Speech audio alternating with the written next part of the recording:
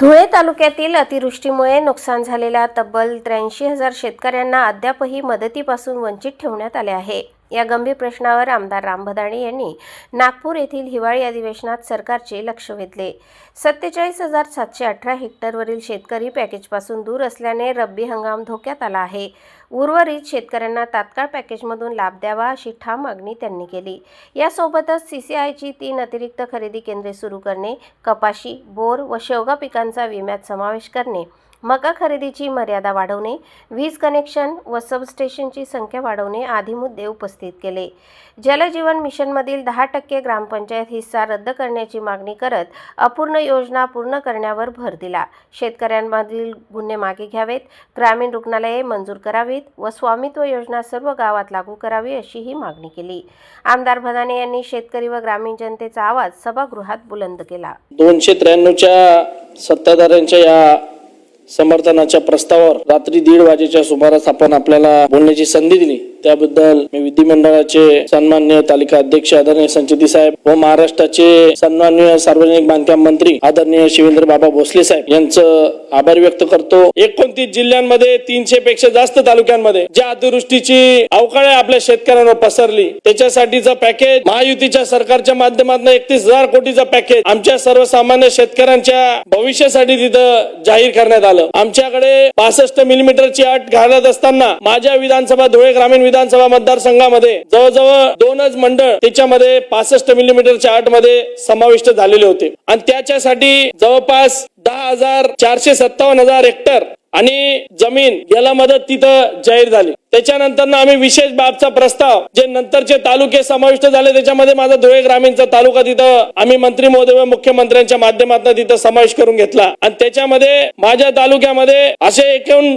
97,000 शेतकऱ्यांना आम्ही तिथं लाभ मिळवण्यासाठी प्रस्तावित तिथं केलेला आहे। त्याच्यामध्ये 13,000 शेतकऱ्यांना तिथं लाभ मिळाला आणि 83,959 शेतकरी अजून लाभासाठी वंचित राहिलेले अध्यक्ष महोदय आणि त्यांना येणाऱ्या काळामध्ये या पॅकेजच्या माध्यमातून खरीपामध्ये आणि रब्बीमध्ये काहीतरी मदत मिळेल अशा अपेक्षेपोटी माझ्या धुळे तालुक्यातला शेतकरी आज सरकारकडे अपेक्षेच्या दृष्टीने अध्यक्ष महोदय बघतोय आणि म्हणून ही मदत लवकरात लवकर मिळावी या व्यासपीठाच्या माध्यमातून मी आपल्या सर्वांना व सरकारला इथं विनंती करणार आहे। आतापर्यंत माझ्या तालुक्याला 7,75,54,950 रुपये मिळालेले आहे आणि 83,000 शेतकरी याच्यासाठी वंचित राहिलेला आहे। या 83,000 शेतकऱ्यांची जमीन 47,047,318 हेक्टर जमीन जिला अजून आपल्या मदत अजून जाहीर झालेली नाही आणि म्हणून मी सरकारला या निमित्ताने विनंती करतोय। क्रॉप कटिंगच्या माध्यमातून पीक विम्याच्या संदर्भामध्ये अनेक आमच्या सहकारी मंडळातल्या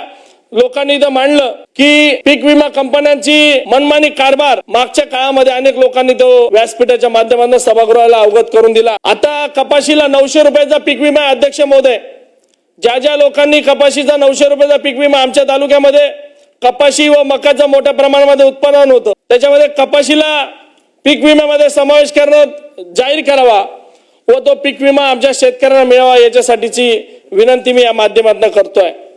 कारण की आपण जे बघतो सरासरी उत्पन्न जो ट्रिगर पॉइंट पीक विमा मिळण्यासाठी लावलेला गेलेला आहे शासनाकडून त्याच्यामध्ये क्रॉप कटिंग पॅटर्न आहे आणि त्या क्रॉप कटिंग पॅटर्न मध्ये आमचा धुळे तालुका 100% त्याच्यामध्ये बसतो आणि त्याच्यामधनं ही मदत तिथं मिळाली पाहिजे। सरकारच्या तर्फे जे खरेदी केंद्र चालू झालेले त्याच्यामध्ये मक्याला हेक्टरी 20 क्विंटल पर्यंतची अट तिथं बांधली गेलेली आहे। ती अट 40 ते 50 क्विंटल हेक्टरी करावी अशी मागणी या निमित्ताने मी तुम्हाला या सभागृहाच्या माध्यमातून करतो। सीसीआय केंद्र आमच्या तालुक्यामध्ये 150 गाव आहे, 4,10,000 लोकांचा माझा तालुका आहे आणि त्याच्यामध्ये फक्त एकच सीसीआयचं केंद्र माझ्या तालुक्यामध्ये अध्यक्ष मध्ये चालू आहे। ते केंद्र वाढवून 3 केंद्र तरी माझ्या तालुक्यामध्ये झाले पाहिजे, त्याचा प्रस्ताव आम्ही सरकारला त्या निमित्ताने दिलेला आहे।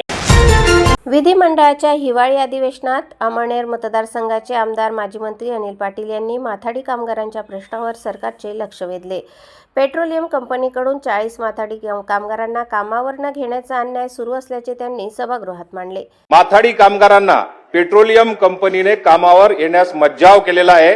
त्याच्यामध्ये कलेक्टर आणि लेबर कमिशनर या दोघांनी हस्तक्षेप केला, पण दोघांच्याही हस्तक्षेप केल्यानंतर सुद्धा त्या कामगारांना आतापर्यंत कामावर घेतलेलं नाहीये।